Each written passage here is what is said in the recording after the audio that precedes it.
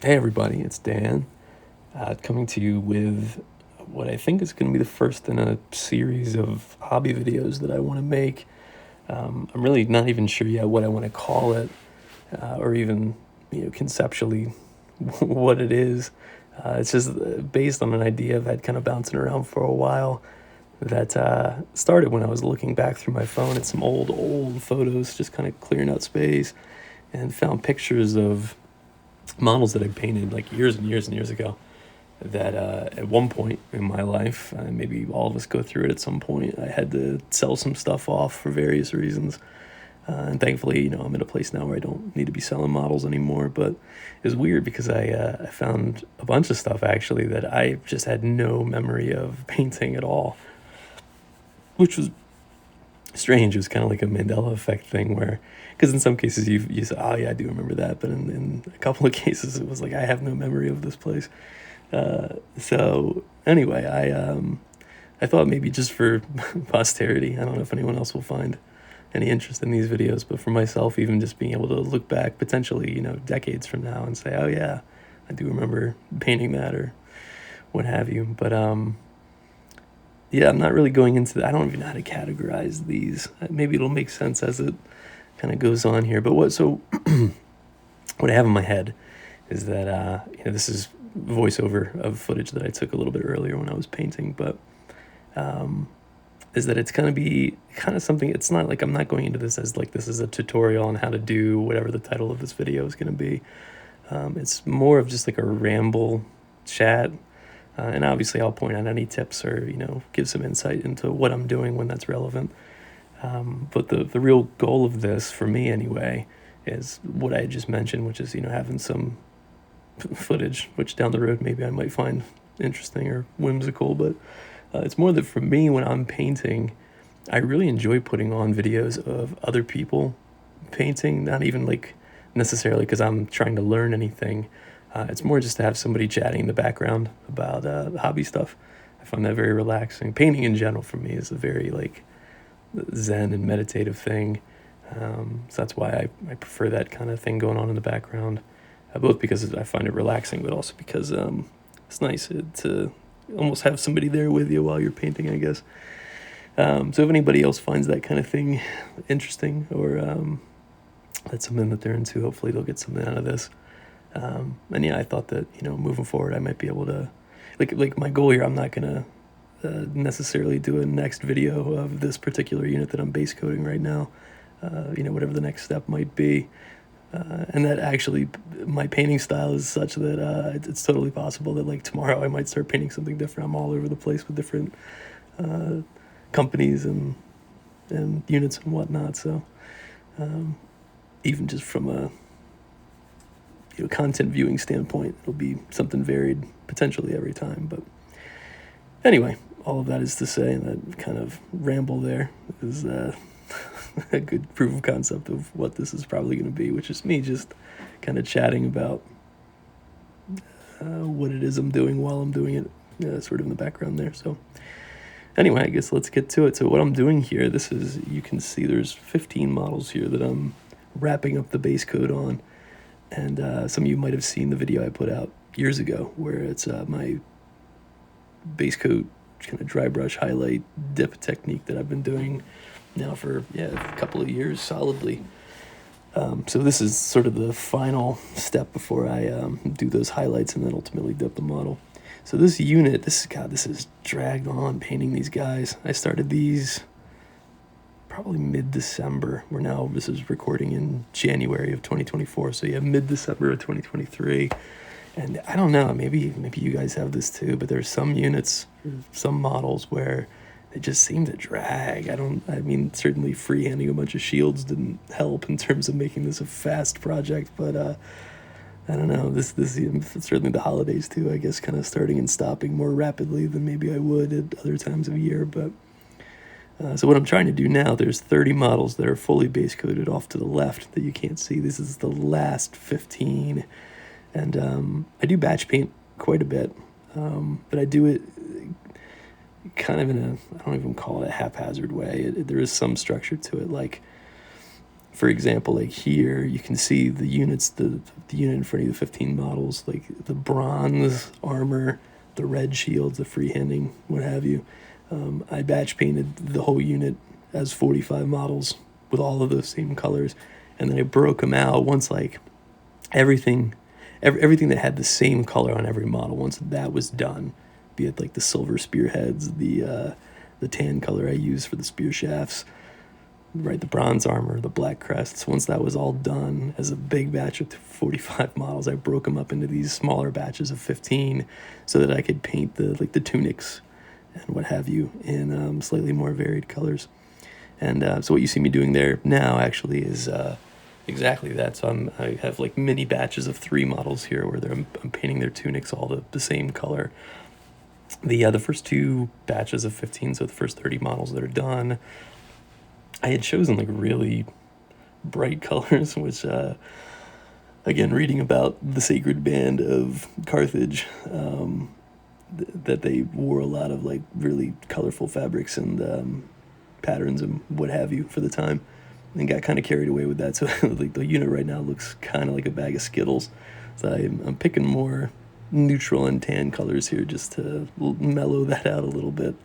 But even now, I with the first 2 batches, I was doing like 2 models at a time with the same color, and now I'm on to 3 models at a time because I'm just trying to be done with these guys, to be totally honest with you. As I said, this has just gone on and on and on. But you're at the point now where, you know, I've done enough painting on them that I don't just want to shelve them for a couple of years. I really do just want to be done with them. And that's what I'm just trying to push through on right now, is finish up the base coating work on these guys. And truth be told, there's actually not much left to do on them. There's these tunics that I'm doing right now. This lavender color that I just pulled out there is in a gray color, but I mixed it up myself. I added in, I think, like red to make this sort of dark gray lavender color that I've been using quite a bit, actually.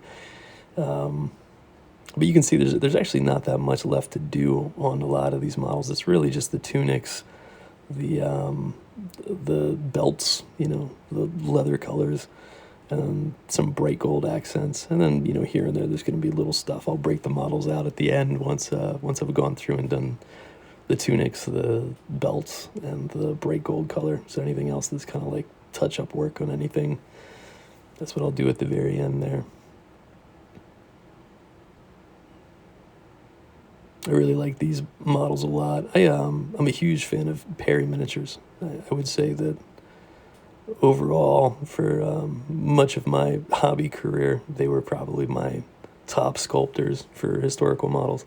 But I think certainly in the last like 2 or 3 years, Victrix has really stepped up their game. They were never bad, but their sculpting, I think it was probably their Viking kit that they put out, again, the last 2 or 3 years, that was like just in a whole different league compared to their earlier stuff. And so that's carried through now with their Ancients stuff. They're putting out, I saw actually they're going to put out a new kit of Greek hoplites to complement their older stuff. It's funny because I don't know how well they'll blend together, but I saw that they're making them more like dynamic from a posing standpoint, like they're attacking, whereas the older ones are more, holding the spear up and down, kind of at rest.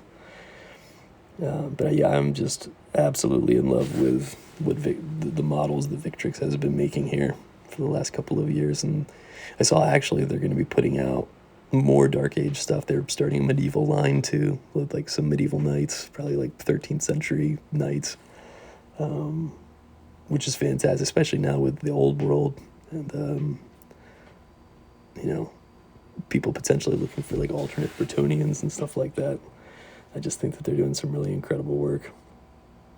This color I'm using is Tuscarora fur. It's like a terracotta color that I like a lot because it's something between like a red and a neutral. I mean, it's terracotta is the color, but especially on ancient models like this, I don't know, it looks very period appropriate for, well, I guess, fantasy historical models. But the shields actually that I did here, the freehanding on them, I had looked up some images of Carthaginian shields from Little Big Men Studios, and I saw that. I don't even know what you call that, like Ankh, the image of the kind of humanoid figure with the triangle base and the two arms up in the circle, and sort of started with that, and then just got carried away, started adding on little horns and stuff like that. So I doubt much of any of them are correct.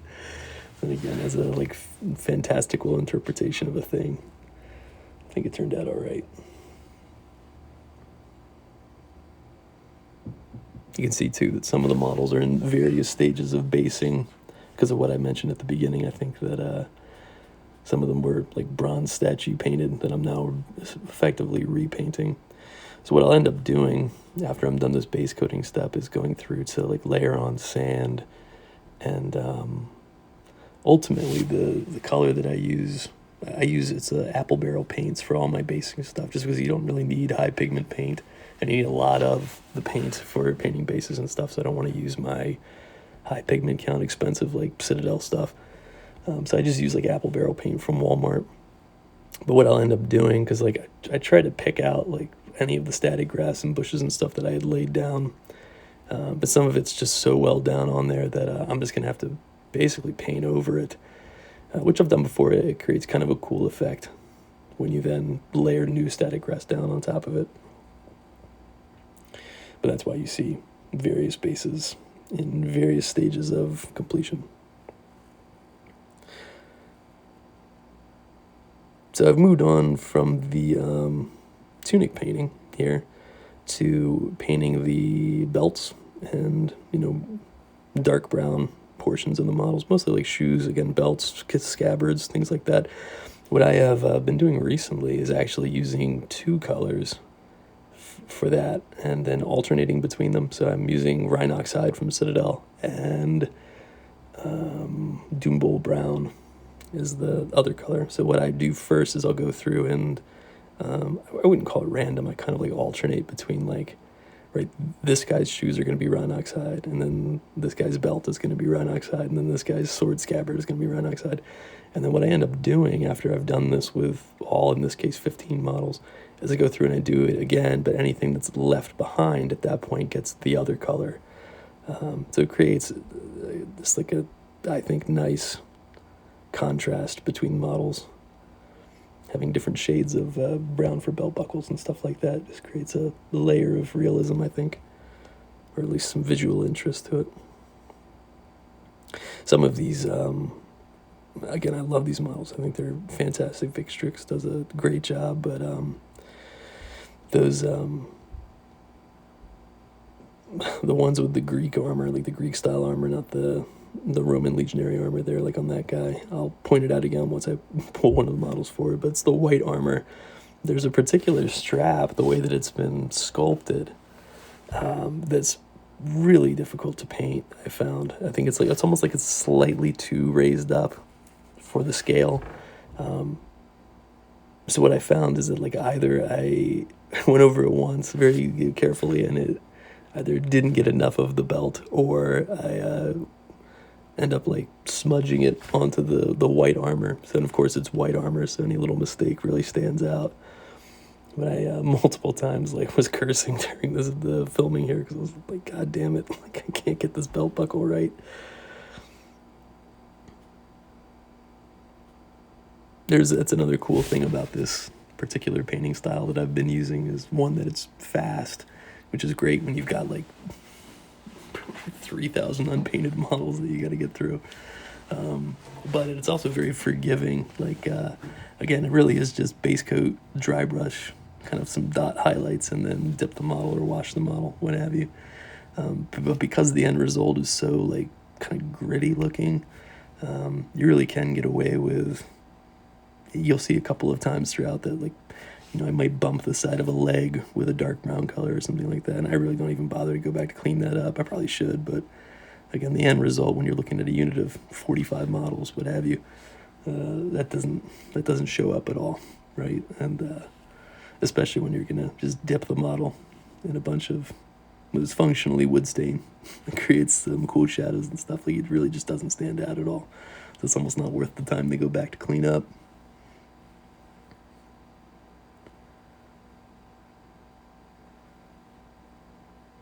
So you can see I'm cruising along here. I mentioned toward the beginning, right, I have these 3 stages that I'm doing now. The tunics, which is done. The belts, I'm like phase 1 of the belts right now. And then like a bright gold color that we'll go back and do. But there are a couple of models here that have like capes and stuff. There's a couple models where their spears have almost like a fabric wrapping around where the hand's holding it to. And then, of course, hair and beards. But that is inconsistent, right? Whereas every model's going to need some dark brown color. It's sort of sporadic in terms of who's going to need like a beard painted or something like that. So that's why, again, from a batch painting standpoint, what I end up doing is painting out these 3 colors on all the models. And then you'll see there's a step there where I actually go through and see if any models at that point are totally done, right? If they need no beard painted, they don't have a spear shaft that has like fabric on it, they don't have a cape. At that point, I actually move it off to the side with the completed models that I mentioned are off on the left, because it's just a waste of time at that point to keep picking it up and putting it back down and saying, yeah, I don't need to do anything with this one. But that's essentially what we're doing at this point, is just trying to whittle it down until there's just one model left, which I think is exactly what happens with this.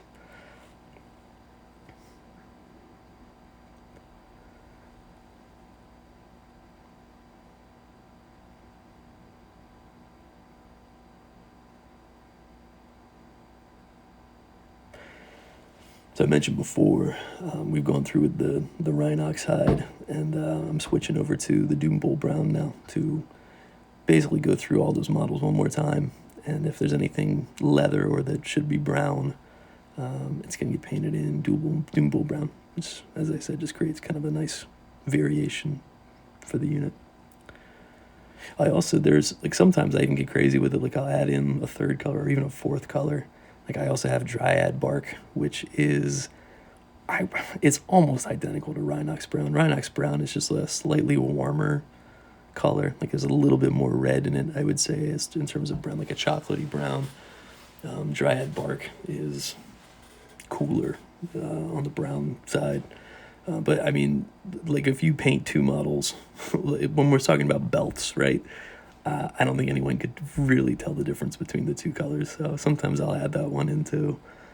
Sometimes I'll add in like a Graveyard Earth kind of color too. Again, just to add some variation, just like you would when we're talking about Dark Age or Ancient models with tunics, right? You don't want them necessarily all to be the same color. It's just nice to have some variation. So that's all we're really doing here. And that's the belt I was talking about earlier. God. It really is. Again, they're beautiful models, but that belt in particular drove me crazy. Again, I suspect a big part of it actually is just that it's going over white, so it's much less forgiving that way. In converting these models, actually, it was funny because I had mentioned that I built and painted a bunch of like bronze statue kind of guys, but I'd also separately built a bunch of Roman, like, call them Praetorians, because they had the helm crests on, and I'd even converted up, like, the kit comes with gladius, like, sword arms, and it comes with pila arms, like, actually, like, a crazy amount of pila arms, like, right, if there's 24 models in the kit, there were like 70 pila arms. But I converted a bunch up to where they were attached to the shield, like on the inside of the shield. They each had 1 or 2, and they had their sword arm, the gladius arm, out. But then I decided, what I actually want to do is like kit bash these kits together, like these newer of the Carthaginian models, the older Greek models from Victrix, and the Roman ones. So I ended up, like, you can see it's a blend. Like, this guy has a Corinthian style helmet with Roman legionary armor, and then you see the opposite too, where it'll be like Greek style armor with a Roman helmet. And yeah, it was just a lot of fun. Again, I don't think that anyone would make the claim that this is like a historically accurate unit, but it's fun for fantasy wargaming, I think. A lot of these models too, have like, I don't want to call them like a bracelet, but you can see there on the arm like it's like a bracer or something. I would say like almost all of them do. The spears actually are from my bits box mostly. Like some of them are from the Carthaginian kit. Some of them are from the Greek hoplite kit. But probably half the models here, because I guess effectively half of them are from the Roman legionary kit. They didn't have spear arms, so I had to source a whole bunch from my bits box from like my Dark Age models and stuff like that. So there's a really wide blend of spear types in this unit, and spear heights, which also I thought was kind of cool when the unit was all sitting together. But what was surprising is just that almost every single one, kind of regardless of era or kit or manufacturer, had like something wrapped around their wrist on the right hand side. And you might even see it happen a couple of times here, where I would like move on to the next model, spot the called bracelet on the model I was painting, paint that real quick, and then go back to the last one and then find, aha, I totally forgot to paint that. So it was like 4 or 5 times that happened, where I had to go back to an old model because forgot the old bracelet. And again, there's that lavender color that I told you I mixed up. I guess I'd call it lavender. I'm not really sure what else to call it. Something in the gray, purple family.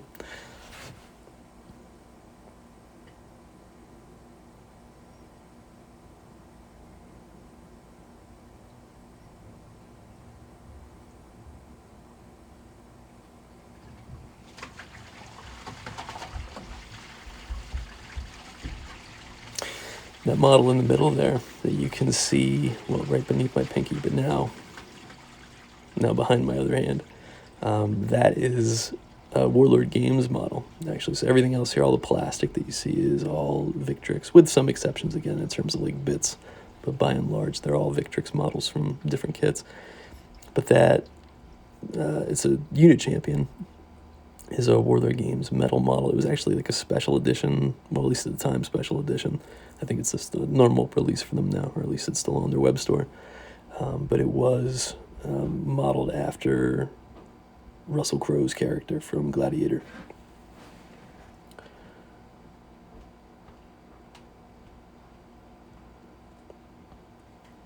It's actually a shame. I wanted that model for the longest time,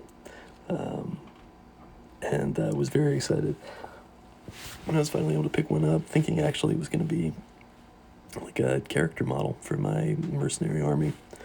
But when I got it, you can see he's tiny, and the Victrix models are like, call it like true scale 25, 28 millimeter, something like that. So they're smaller than certainly like a Warhammer model would be in terms of proportions. But that Warlord model is small, even by historical model standards. Like I would struggle even to call that like a 25 millimeter true scale model. I think he's smaller than that.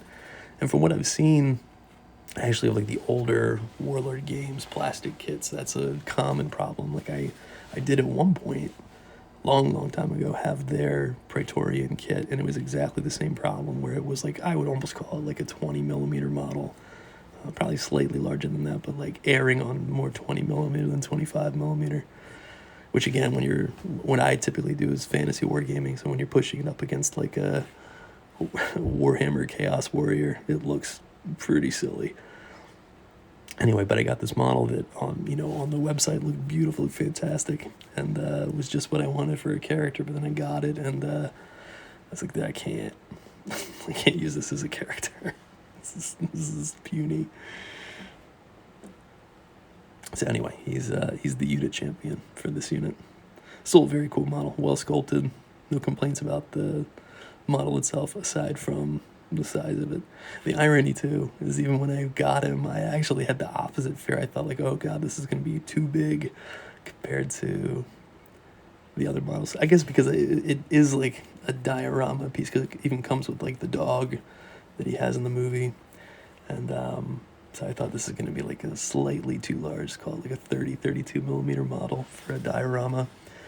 And no, he's not. He's little. You can see I'm using a lot of the same colors on this guy. I did that lavender color on his tunic, And then I'm ultimately going to paint his cape in corn red, just because he's the character. And so if there's going to be a pop of color anywhere, it should be there. I'm using, what's it called, Alaric Armor Gold. I would, if you don't have like a bright gold color, I actually recommend you don't pick this up. This is just what I had. I just run out of Retributor armor is what I typically use for like brighter gold, just because it is truly fantastic from a coverage standpoint. See, I've got a couple different colors I use for like darker bronzes, like I have on the armor there. But I'd run out of Retributor armor, so I have to use this stuff, which is like it's really difficult to apply. The coverage is awful. Like and normally Games Workshop metallics are truly like some of the best out there. Say what you want about Citadel paints, like their metallics are better than just about everybody else I've tried. But that color in particular is just not, it's not good. Like you can paint it over white and you're gonna have to do 2 or 3 coats. So what I end up doing is painting that brass or bronze color first. You can see that was already done on all these shields, and then going into basically like pigment it to make it slightly brighter. So that's what I'm doing here. It's just making that kind of boss on the shields a brighter gold color. Doing the same thing, picking out details like sword hilts, things like that. There's a couple of parts where like capes are attached, maybe like right here. I think I'm gonna do, yeah, that's what I end up doing. So little details like that. It's weird, I think just because there's so much bronze on these guys that there's actually like a surprisingly little amount of gold that I felt that needed to be painted. I debated a couple of times, the Roman models have those skirts that I end up painting, the Rhinox side and the Doombolt brown, like the leather color. But I think historically those actually had like bits of metal sewn into them. So I thought about going in and like painting those gold too, or like the little raised areas gold. But again, I really, this unit was a grind to paint. And so we're kind of in the home stretch here in terms of like the difficult work to be done. Because at this point, like from here, it's really just going to be like dry brushing, a little bit of highlighting, but then just like dipping and basing the model. So like not a lot of work left to do here. And certainly like the freehanding took a while. So that was all the hard stuff. So this is just mostly like just cleanup work. I'm just trying to get it done. Even on the first 2 batches that I had done, I had really taken my time and done a bunch of detail painting on the tunics themselves, like little patterns and stuff, like the little floral designs, or even just like painting a different colored line across the tunic. It's funny, as I talk through it, I'm understanding why this unit took so long, because of all these little details that took time. But also I had mentioned the holidays really do slow things down for me.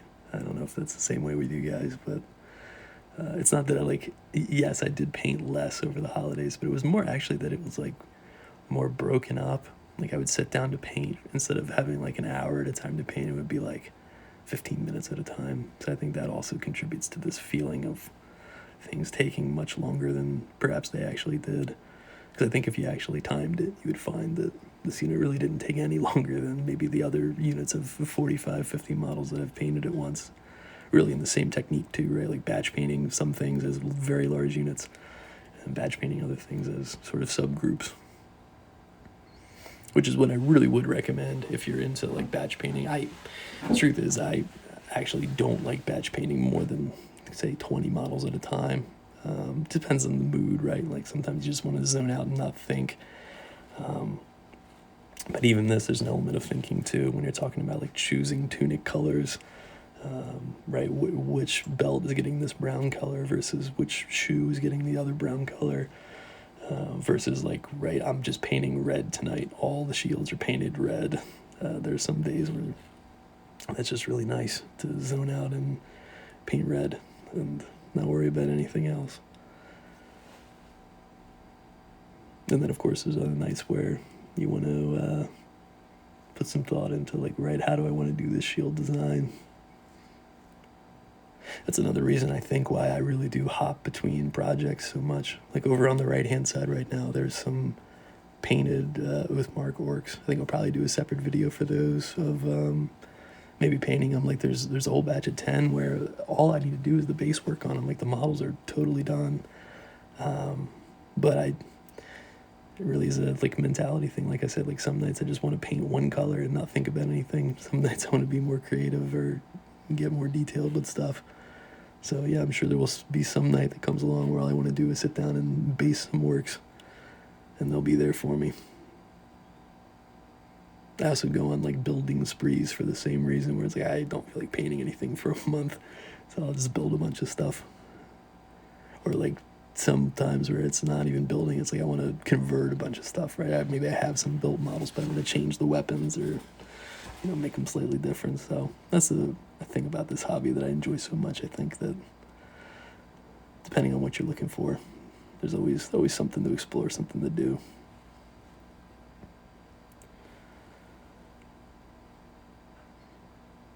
So we're now into,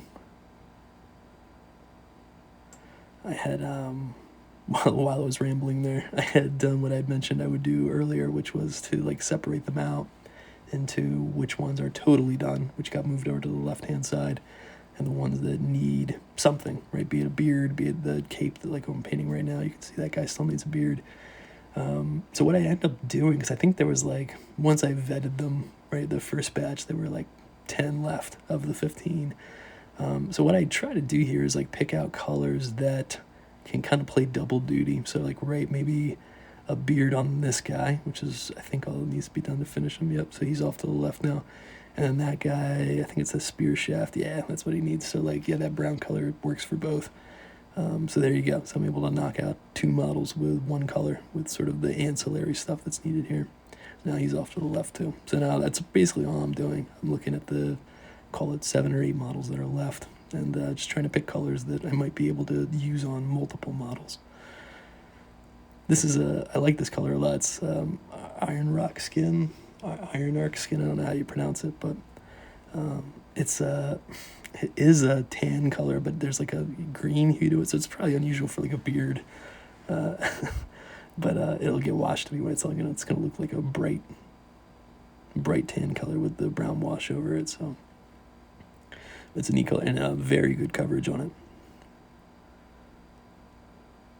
I think it was released with the Ionith Deepkin. I can't pronounce Games Workshop trademark names. Christ. But yeah, I think that's the skin color for a lot of those models. But yeah, it's a cool color.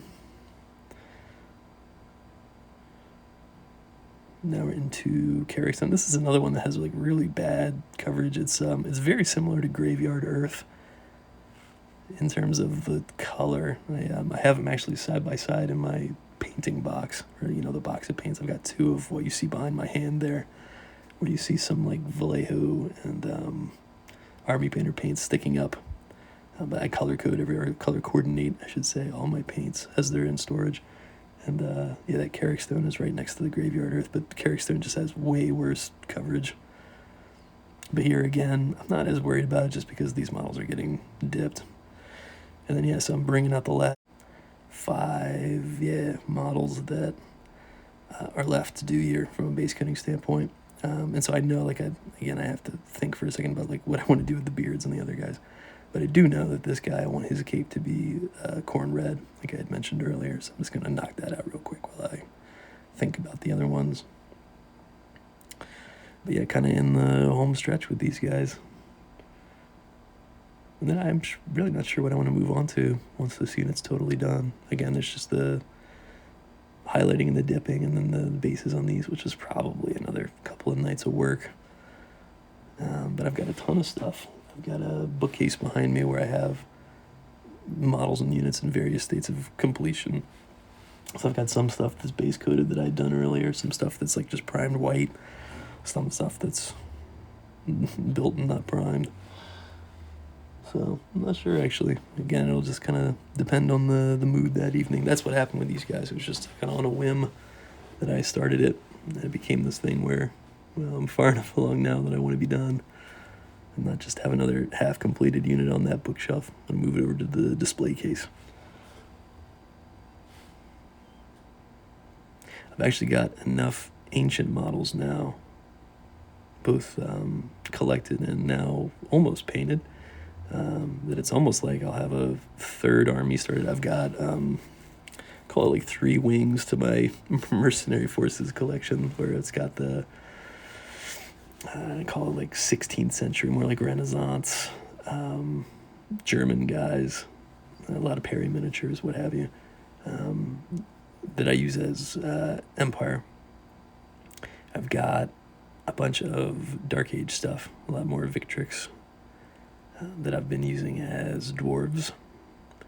And then now a bunch of these ancients guys that I genuinely don't know what I'm going to use them as. Like, it could be Chaos Dwarves, it could be Dark Elves. But the truth is I've got so many like infantry models that even either of those choices, like, yeah, I'm never going to be able to use even half of the collection in any one game. But it's kind of a cool feeling actually getting to that point from a collector and hobby standpoint that, like, right, I don't have to paint anything for any particular army or list. It's more just picking out models that I like and painting them up. There's something kind of freeing about that. And yeah, I already had the color out, so I thought, what the hell, I'll just paint this guy's cape this red, even though there's plenty of color in this unit already in terms of like their tunics and whatnot.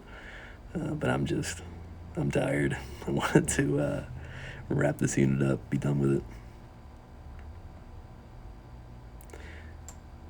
And then, so yeah, there's just these last couple of guys. The 2 guys I think just need their beards done, and the unit champion here, yeah, you can see I'm just finishing up the cloak, kind of doing the fur portion. There was some thought to like giving him a leopard print or like a wolf print on the fur there, but actually there were 2 problems. One, I keep lamenting just how long this unit is taking to paint, so I just was not about that at this point. But yeah, the only other criticism I have of this sculpt, like specifically, is that the fur, you can see as I'm painting it there, has like really shallow sculpting to it. It's just not a lot of detail to pick up, so I thought, I'll just paint it a generic tan color and be done with them. Same thing here, I'm using, what is that, Ushabti bone, so like very much a bright tan color that I don't think is very convincing as a beard color, but with a wash it'll be fine. And then there was one, so he's getting black hair, because he's the only one without a helmet crest. And I guess it matches Russell Crowe's character, so. And that's going to be the very last of the base coating on this unit of Carthaginian Sacred Band models. Again, kit bashed from a bunch of Victrix kits. So yeah, with that model completed, as I said, I'm going to, I think at the end of this video here, I'm going to bring the whole unit out, all 45, just so you can see them all. But yeah, I'll wrap this unit up. I'll do all the highlighting I keep talking about, dip it, do the bases, move it over to the display case, and I think maybe I will move into these orcs now that I'm kind of staring at them off on my right here. I ended up getting, well, I'll talk more about it when I do the video, but I got Oathmark orcs, which I like because they're very Tolkien-esque. But there's like, yeah, 20 that are primed and ready to go, 10 that are totally painted, just needed the bases, and there's another 30 on sprues or something like that, so I'll talk more about those in that video. But yeah, here they are. You can see some of the brighter colors I use. I'm sort of alternating between the ones I painted this evening and the ones that I had previously painted, just to show the variety. But yeah, you can see some of the much brighter colors peeking out. But overall, I'm pretty happy with, again, how this unit turned out so far. A little bit of work left to do, but the hard work's done.